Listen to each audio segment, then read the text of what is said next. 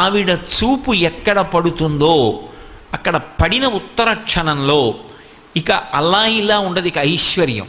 అది ఉత్సాహం కానివ్వండి, సంతోషం కానివ్వండి, పూనిక కానివ్వండి, అక్కడ ఉండేటటువంటి సంపద కానివ్వండి, అవన్నీ కూడా అంత పుష్కళత్వాన్ని పొందుతాయి, అంత సంతోషంగా ఉంటుంది.